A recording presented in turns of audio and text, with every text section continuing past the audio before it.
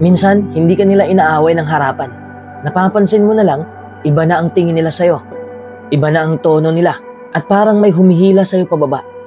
Hindi mo alam kung bakit, pero ramdam mong may inggit sa paligid mo. Number 1, limitahan mo ang pagbabahagi ng plano. Hindi dahil madamot ka, kundi dahil hindi lahat ng nakikinig ay para sa ikabubuti mo. May mga taong tatanungin ka ng anong plano mo? Hindi dahil gusto ka nilang suportahan, kundi dahil gusto nilang malaman kung saan ka pwedeng hilahin pababa. Minsan nakasmile pa sila, pero sa loob-loob nila, naghahanap sila ng butas. Halimbawa, excited ka, may bagong ideya ka, bagong goal, kaya gusto mong i-share. Normal yan, tao ka eh. Gusto mo ng validation, gusto mong masabihan ka na magaling ka, pero hindi mo napapansin habang nagsasalita ka. May mga taong tahimik na nagkukompute. Kaya ba niya yan? Nauna na ba siya sa akin? O mas masakit, paano kung pumalpak siya? Kapag masyado mong binubukas ang plano mo, para kang naglalakad na hawak ang blueprint ng future mo habang may nanonood. Hindi lahat ng nanonood ay cheerleader mo. May iba dyan, spectator lang. At may ibang tao na gusto ka talagang matalo. That's just reality. Hindi rin biro ang epekto nito sa'yo. Kapag maraming opinyon ang pumapasok, nalilito ka. May magsasabing, ang hirap niyan. Hindi mo pa yan kaya. May kakilala nga ako, pumalpak siya. Unti-unti, yung apoy mo nagiging usok na lang. Hindi dahil mahina ang plano mo, kundi dahil pinapasukan mo ng boses na hindi dapat kasali. Ang totoo, mas safe ang tahimik na gumagalaw. Kapag hindi alam ng lahat ang next move mo, mas konti ang pressure, mas konti ang inggit, mas konti ang negative energy. You move with clarity, not with fear. Hindi mo kailangang i-announce ang lahat para maging legit ang pangarap mo. May mga plano na parang binhi. Kapag hinukay mo agad para ipakita kung tumubo na, mamamatay. Kailangan muna ng panahon, dilim at katahimikan. Kapag lumabas na ang bunga, doon mo na lang hayaan magsalita ang resulta. Walang paliwanag, walang depensa, just proof. So, piliin mo kung sino ang makakaalam. Isang tao, dalawa, o minsan sarili mo lang. Hindi lahat deserving ng access sa vision mo. Hindi ito pagiging secretive. It's being strategic. At sa mundong puno ng inggit, minsan ang pinakamatalinong galaw ay yung hindi muna sinasabi kung saan ka papunta. Number 2, gawin mong tahimik ang progreso mo. Hindi dahil wala kang ipinagmamalaki, kundi dahil hindi lahat kailangang makasaksi ng proseso mo. May mga bagay na mas gumaganda kapag hindi pinapakialaman. Parang pagluluto, kapag paulit-ulit mong binubuksan ang takip para ipakita kung kumukulo na, bumabagal ang luto. Relatable to sa totoong buhay. Lalo na ngayon na parang obligasyon ng mag-post sa bawat galaw. New project, post ka agad. First step, story ka agad. Konting achievement, status agad. Pero ang tanong, para kanino ba talaga yon? Para ba sa growth mo? O para sa reaksyon nila? Minsan nakala natin motivation. Pero subconsciously, naghahanap lang tayo ng applause, ng palakpak. Kapag tahimik ang progreso mo, mas malinaw ang focus mo. Walang pressure na kailangan ko ng patunayan to. Walang mata na nagbibilang kung gaano ka kabilis umusad. You move at your own pace. Hindi ka nagmamadali dahil may nanonood. Hindi ka natatakot magkamali dahil walang audience. May kakaibang lakas ang pagiging low-key. Habang tahimik ka, may mga taong nag-a-assume na wala kang ginagawa. Hayaan mo sila. Hindi mo kailangang i-correct ang perception nila. In fact, advantage mo pa nga yun. Habang iniisip nilang stagnant ka, ikaw, tahimik na nagle-level up. Skills, mindset, discipline, lahat inaayos mo behind the scenes. At totoo rin ito, kapag masyado mong ipinapakita ang progreso mo, mas nagiging target ka. Target ka ng mga inggitero, ng unsolicited advice, ng comparison. Biglang may opinion ang lahat sa ginagawa mo. Biglang may magsasabing, ang bagal-bagal mo, hindi sapat ang ginawa mo. Pero kapag tahimik ka lang, mas konti ang ingay, mas konti ang istorbo. Hindi ibig sabihin nito na itinatago mo ang success mo forever. Ang ibig sabihin lang, hayaan mong mauna ang resulta bago ang announcement. Let your work speak. Let your consistency explain everything. Darating ang panahon na mapapansin ka hindi dahil maingay ka, kundi dahil hindi na maikakaila ang layo ng narating mo. Tahimik na progreso is not weakness. It's discipline. It's confidence. It's knowing na hindi mo kailangan ng audience para magpatuloy. At sa huli, mas satisfying yung moment na bigla na lang may magsasabing, "Uy, ang layo na ng narating mo ah." Habang ikaw ay nakangiti lang. Kasi alam mo, matagal mo nang ginagawa ang trabaho kahit walang nakatingin. Number 3, piliin mo kung kanino ka magbubukas. Kasi hindi lahat ng marunong makinig ay marunong umintindi. May mga taong handang makinig sa kwento mo, pero hindi handang dalhin ang bigat ng pinagdadaanan mo. At kapag sa maling tao ka nag-open up, imbis na gumaan ang pakiramdam mo, mas lalo ka pang mabibigatan. Halimbawa, may pinagdadaanan ka, pagod ka, confused ka, tapos sasabihin mo sa sarili mo, kailangan ko lang may mapagsabihan. So mag-o-open up ka sa kung sino lang ang available. Pero after ng usapan, mapapansin mo, parang may kulang. Parang hindi ka naiintindihan. Worse, minsan maramdaman mong na-judge ka pa. Doon mo marirealize, hindi lahat ng kaibigan ay safe space. May mga tao na kapag nagbukas ka, gagawin nilang topic. Hindi man nila aminin, pero ikikwento nila sa iba. May iba naman na gagamitin ang kahinaan mo laban sa'yo kapag nagkakaroon ng hindi pagkakaunawaan. At may mga tao rin na hindi talaga masama, pero hindi lang sila emotionally capable na saluhin ang totoo mong nararamdaman. At okay lang yon. Hindi mo trabaho na pilitin silang intindihin ka. Choosing who you open up to is not being cold. It's being self-aware. Hindi ka nagsasara ng pinto. Pinipili mo lang kung sino ang bibigyan mo ng susi. Kasi once na binuksan mo ang sarili mo, may access na sila sa takot mo, sa pangarap mo, sa sugat mo. At hindi lahat marunong rumispeto ng access na yan. May mga tao na kapag nagkwento ka, makikinig muna bago magsalita. Hindi ka agad bibigyan ng advice na parang alam nila ang lahat. Hindi ka nila pipilitin mag-move on agad. Hindi ka nila i-minimize. After ng usapan, mas malinaw ang isip mo. Mas kalmado ang dibdib mo. Those are your people. Kahit konti lang sila, sapat na. Minsan mas okay pang manahimik kaysa magbukas sa maling tao. Silence can be safer than the wrong company. Hindi lahat ng lungkot kailangang ipaliwanag mo. At hindi lahat ng sugat kailangang ipakita mo. May mga laban na tahimik mong nilalampasan. At valid yun. So next time na may bumibigat sa loob mo, huwag mong itanong kung sino ang available. Ang itanong mo, sino ang safe na pabubuksan mo ng problema. Kasi sa mundo ng puno ng inggit, ingay at maling intensyon, ang tunay na lakas ay ang kakayahang pumili kung kanino ka magiging totoo. Number 4, huwag kang makipagkumpetensya. Lalo na kung ang kapalit ay kapayapaan ng isip mo. Madaling sabihin, mahirap gawin kasi araw-araw may comparison. May mas mabilis, mas may pera, mas sikat, mas maaga. Social media pa lang, parang araw-araw may nananalo. At ikaw, feeling mo na pag-iiwanan ng panahon. Pero ito ang totoo. The moment you compete with others, you lose focus on yourself. Halimbawa, may goal ka. Okay ka na sana. Steady ka lang. Tapos may nakita ka, kabatch mo, kaibigan mo, kakilala mo, na parang mas angat na. Biglang nag-iba yung takbo ng isip mo. Hindi mo na tinatanong sa sarili mo kung ano ba talaga ang gusto mo. Kundi, bakit siya meron na? Bakit ako wala pa? From inspiration, nagiging pressure. From motivation, nagiging insecurity. Ang problema sa competition, hindi pare-pareho ang starting line. Hindi pareho ang pinanggagalingan. Hindi pareho ang resources. Hindi pareho ang oras. At lalong hindi pareho ang laban. Pero kapag kinumpara mo ang sarili mo laban sa ibang tao, parang pinilit mong tumakbo sa karerang hindi naman para sa'yo. You end up exhausted, bitter, at minsan galit ka sa sarili mo kahit wala ka namang ginawang mali. Kapag nakipagkumpetensya ka, madalas napapabilis ka sa maling direksyon. Nagmamadali ka, hindi dahil handa ka, kundi dahil ayaw mong mapag-iwanan. You rush decisions. You copy paths that are not meant for you. You chase goals that don't even make you happy. Tapos kapag hindi nag-work, ang sakit, doble.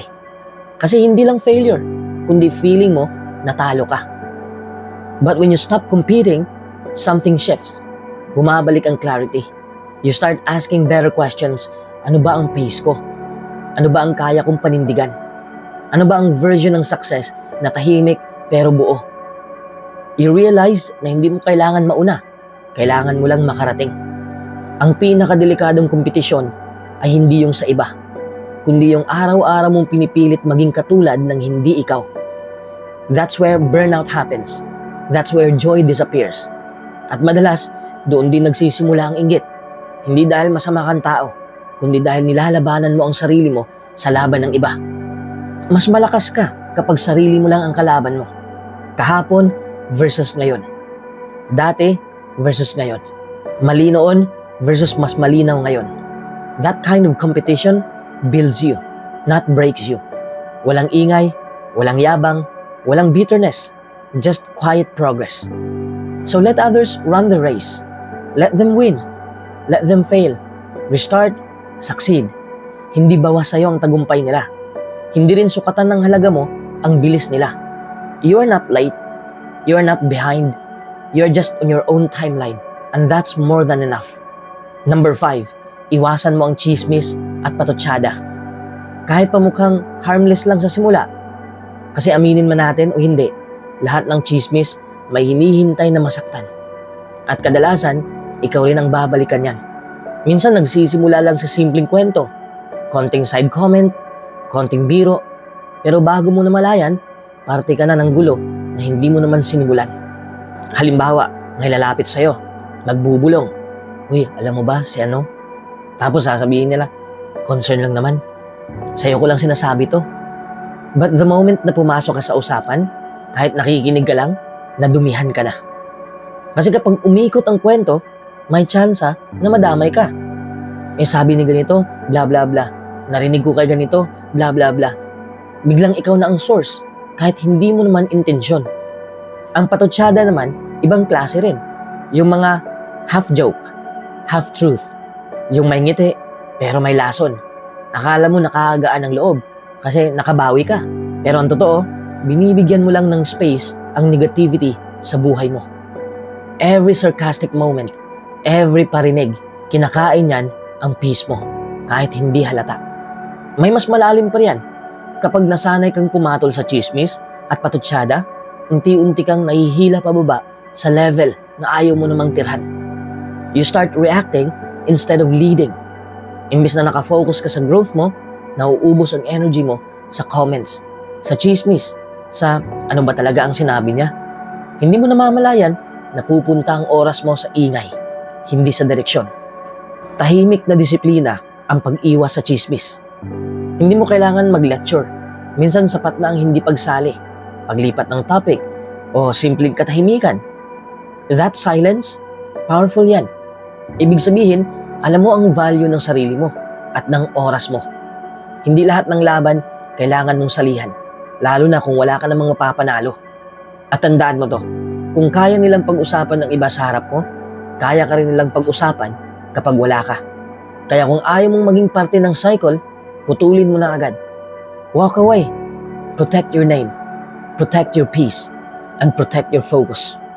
Sa dulo ng lahat, ang totoong lakas ay hindi yung pinakamatalas ang dila, kundi yung pinakakalmado sa gitna ng ingay. Hayaan mo silang magsalita. Ikaw, tahimik kang umangat. That's the kind of response na walang chismis ang makakatalo. Number 6, panatilihin mo ang integridad. Kahit may nanonood o wala, kahit pakiramdam mo lugi ka. Kasi sa totoo lang, ang integrity ang isa sa mga bagay na hindi kayang sirain ng inggit.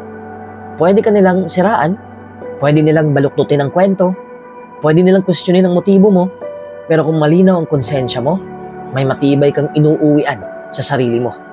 Lalo na kapag may inggit sa paligid, darating yung punto na matutokso kang gumanti. Gusto mong patulan, gusto mong patunayan na sila ang mali at ikaw ang tama. May boses sa utak mo na nagsasabing, kung bababa ako sa level nila, makakabawi ako. Pero dito pumapasok ang integridad. Kasi sa sandaling sinira mo ang prinsipyo mo para lang manalo, talo ka pa rin. Kahit pa mukhang ikaw ang panalo sa mata ng iba. Integrity means you do the right thing, even when it's inconvenient. Kahit walang pumalakpak, kahit walang likes, walang instant reward. You stay honest when lying would be easier. You stay fair when being dirty would give you an advantage. At oo, minsan parang ang bagal ng progreso kapag malinis ang paraan mo. Pero ang hindi mo napapansin, pang matagalan ang lakad mo. Kapag may inggit, hahanapan ka nila ng butas. Konting mali, palalakihin. Konting slip, ipapako. Kaya kapag buo ang integridad mo, wala silang mahahawakan. Wala silang ebidensya. Puro ingay lang. And noise can't beat consistency backed by character. Isa pa, integridad ang tahimik na reputasyon na nauuna sa'yo kahit wala ka sa kwarto. Kapag may opportunity, may magsasabi, siya, maayos yan, hindi nanlalamang. Hindi mo naririnig, pero may nangyayaring proteksyon sa likod ng eksena. Hindi mo kailangang ipagtanggol ang sarili mo palagi. Ginagawa na yan ng pangalan mo. At ito ang pinaka-real. Sa dulo ng araw, ikaw lang ang humaharap sa salamin. Walang audience, walang filter. Kapag alam mong hindi ka nandaya, hindi ka nanlamang, hindi ka bumaba sa antas ng inggit, may tahimik ang lakas. You sleep better. You move lighter. You decide clearer. So, panatilihin mo ang integridad. Hindi dahil mabait ka, kundi dahil matalino ka. Sa mundong mabilis manghusga at puno ng inggit, ang character ang pinakamatibay mong depensa. Pwede nilang questionin ang success mo, pero hindi nila kayang durugin ang taong alam kung sino siya at kung saan siya tumitindig. Number 7, mag-set ka ng emotional boundaries. Kasi hindi lahat ng tao may karapatang pumasok sa isip at puso mo. Hindi dahil masama sila agad, kundi dahil hindi lahat marunong humawak ng emosyon ng iba.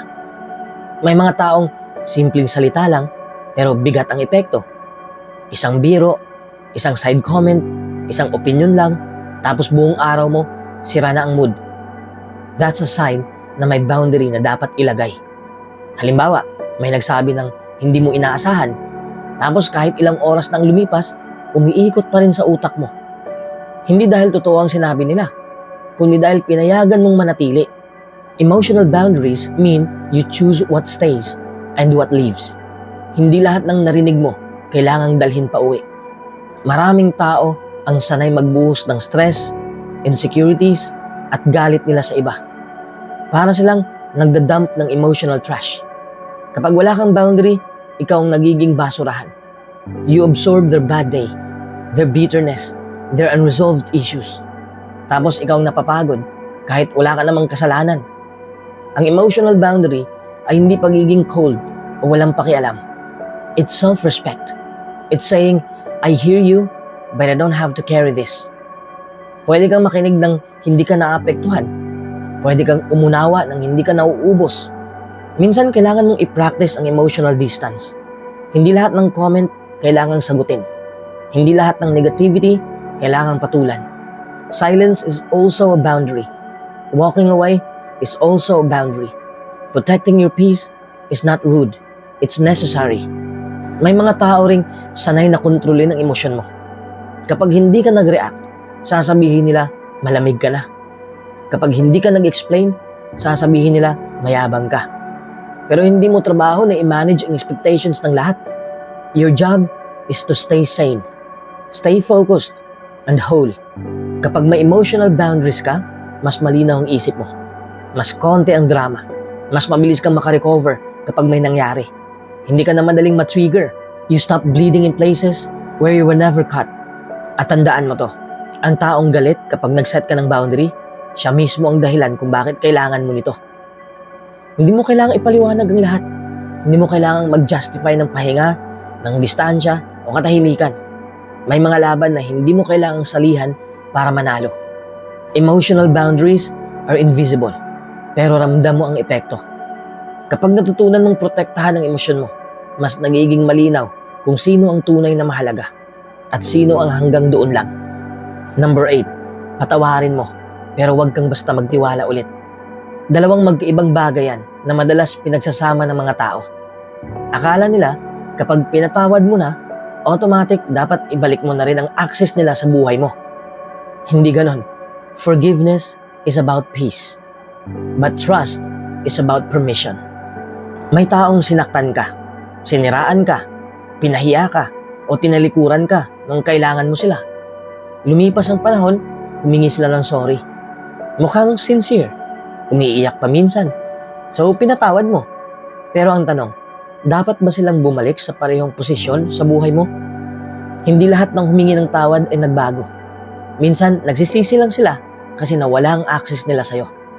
Kapag pinilit mong ibalik ang tiwala agad, para kang nag-aabot ulit ng kutsilyo sa taong minsan ka nang sinaksak. This time, umaasa ka na hindi na mauulit. Hope is good, but wisdom is better. Hindi ka nagiging masama kapag naglagay ka ng boundary. You're being self-aware. You're protecting what you only learned the hard way. Forgiveness means hindi mo na dinadala ang galit. Hindi ka na nagigising araw-araw na mabigat ang dibdib. Hindi mo na hinahayaan na kontrolin ang emosyon mo. But trust is rebuilt slowly, with consistency, with actions, not words. Hindi sapat ang, sorry ha. Ang tanong, nagbago ba ang behavior? May accountability ba? O paulit-ulit lang ang cycle? May mga tao na okay lang patawarin from a distance. Hindi mo sila inaaway, hindi mo rin sila pinapasok ulit sa inner circle mo. That's not bitterness. That's maturity. Hindi mo na kailangan ng drama para mapatunayan na healed ka na. Tahimik ka lang, pero malinaw ang boundaries mo. At tandaan mo, ang pagpapatawad ay regalo mo sa sarili mo, hindi sa kanila. Ginagawa mo yan para gumaan ang loob mo. Hindi para bigyan sila ng second chance na saktan ka ulit. Hindi lahat ng taong minsang naging parte ng buhay mo ay required manatili roon. So kung may magsabi sa'yo na kung pinatawad mo na, dapat kalimutan mo na lahat, hindi nila naiintindihan ang lalim ng healing. Healing doesn't mean amnesia. It means you remember, but you choose better. Number 9, huwag kang mag-explain ng sobra. Kasi hindi lahat ng tao gusto talagang umintindi. May mga nagtatanong hindi para maliwanagan, kundi para makahanap ng mali. Kapag napansin mong habang mas marami kang paliwanag, mas dumadami rin ang duda nila. Malinaw na sign yan na mali ang audience mo. Halimbawa, may ginawa ka, may desisyon ka, tapos bigla kang kini-question. Imbis na simple lang, napapahaba ang sagot mo. One sentence turns into a paragraph. A paragraph turns into a defense. Unti-unti, parang nasa trial ka na. Parang kailangan mong patunayan na may karapatan kang piliin ang gusto mo. That's exhausting. The truth is, kapag malinaw ka sa sarili mo, hindi mo kailangang i-convince ang lahat. Ang sobrang explanation, minsan hindi clarity ang binibigay. Nagiging invitation pa para mas pakialaman ka. Habang mas marami kang sinasabi, mas marami silang pwedeng baluktutin, husgahan o gamitin laban sa'yo. May mga tao ring nasasanay na kapag nakikita kang nag-i-explain ng todo, iniisip nila na pwede ka nilang i-pressure, na pwede kang itulak sa sulok hanggang umatras ka. That's why confident silence is powerful. Minsan, ang desisyon mo ay desisyon mo. Sapat na yan. No justification. No oversharing. Kapag lagi kang nag-i-explain, para mong sinasabi sa mundo na kailangan mo ng approval nila. Pero hindi totoo yan. Hindi mo kailangan ng permiso para piliin ang ikabubuti mo. Hindi lahat ng desisyon mo kailangan maintindihan ng iba para maging tama. May mga bagay na mas gumagana kapag simple. Hindi muna ako available. Ito ang pinili ko ngayon. Mas okay ito para sa akin. Period. Kapag pinahaba mo pa, parang binibigyan mo sila ng remote control sa emosyon mo. At eto pa, people who truly respect you don't demand long explanations. They listen. They accept. They move on. Yung mga paulit-ulit na nagtatanong, kadalasan sila rin yung hindi talaga rirespetuhin ang sagot mo, kahit anong haba pa niyan. So learn the art of saying less. Hindi ka rude. Hindi ka bastos. You're just protecting your peace. Minsan ang pinaka-mature na sagot ay hindi mahaba, kundi tahimik, diretso, at buo ang loob. Number 10, kilalanin mo ang pattern. Kasi hindi lahat ng sakit ay aksidente. May iba paulit-ulit na nangyayari. At kapag paulit-ulit, may ibig sabihin na yan. Minsan iniisip mo, nagkataon lang siguro? Baka sensitibo lang ako? Baka bad mood lang sila? Pero kapag pare-pareho ang eksena, pare-pareho ang pakiramdam mo, at pare-pareho ang ending, hindi na yan coincidence. Pattern na yan. May taong Tuwing may good news ka, biglang tahimik. Walang congrats, walang support. O kaya may sasabihin silang parang compliment pero may kasamang tusok. Sasabihin nila, buti ka pa, may time ka sa ganyan. Napapaisip ka tuloy kung ikaw ba ang mali. Pero kapag napansin mo na lagi silang ganun, tuwing umaangat ka, tuwing may progress ka, doon mo marirealize, hindi ikaw ang problema. May mga taong okay lang sila sa'yo hanggat nasa same level kayo. But the moment na umuusad ka, nag-iiba ang energy. Biglang may jokes na hindi na nakakatawa. May side comments na concern lang daw sila. May silence na mas maingay pa sa sigaw. That's a pattern. At kapag hindi mo yan kinilala, uulit at uulit yan sa buhay mo. Ibang mukha lang, pero parehong ugali. Importante rin kilalanin ang sarili mong pattern. Baka napapansin mo na lagi kang nagbibigay ng benefit of the doubt kahit nasasaktan ka na. Lagi kang nagra-rationalize ng behavior ng iba. Lagi mong iniisip na intindihin ko na lang. Pero hanggang kailan? Awareness is power. Kapag alam mo na ang pattern mo, may choice ka na kung babaguhin mo ba o hindi. Ang pattern ay parang warning sign sa kalsada. Hindi siya nandyan para takutin ka, kundi para ihanda ka. Kapag alam mo na kung sino ang laging nagdadala ng negativity, hindi ka na magugulat. Hindi ka na masyadong masasaktan. Mas magiging maingat ka sa kung anong sinishare mo at kung gaano mo sila pinapalapit sa buhay mo. Hindi mo kailangang i-confront lahat. Hindi mo kailangang ipaliwanag ang lahat. Minsan sapat na ang pag-adjust ng distance. Less access, less drama. Mas malinaw ang isip mo, mas tahimik ang loob mo. At tandaan mo to, kapag may pattern, may leksyon. Kapag hindi mo natutunan, uulit siya. Sa ibang tao, ibang sitwasyon, parehong sakit. Pero kapag kinilala mo, doon ka nagiging mas matalino, mas emotionally strong, at mas in control. Hindi ka nagiging cold, nagiging wise ka lang. Number 11, alagaan mo ang iyong mental health. Kasi kahit gaano ka kalakas sa labas, kapag wasak ka na sa loob, mahirap nang tumayo ulit. Madalas sinasabi ng mga tao, kaya mo yan, tibayan mo lang. Pero hindi nila alam na hindi lahat ng laban nakikita. Minsan tahimik lang, pero pagod na pala. Halimbawa, gigising ka, parang okay naman, pero biglang mabigat ang pakiramdam. Wala namang masamang nangyari, pero parang ubos na ang energy mo. Tapos sasabihin mo sa sarili mo, OA lang siguro ako.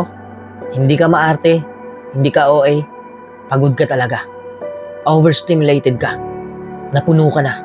Kapag maraming inggit, kapag maraming negativity at silent pressure sa paligid mo, daan-dahang kinakain yan ang isip mo. Kahit hindi ka nila direktang sinasaktan, ramdam mo yung bigat.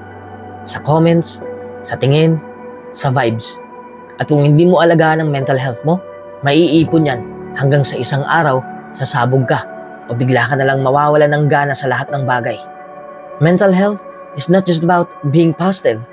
It's about knowing when to pause. Okay lang magpahinga. Okay lang umatras sandali. Hindi ka talo kapag huminto ka para huminga. Talo ka lang kapag tuluyan kang sumuko dahil pinabayaan mo ang sarili mo. Minsan kailangan mong i-mute ang mundo. Kailangan mong i-unfollow. Iwas muna. Detox. Hindi lahat ng access ay dapat bukas 24/7.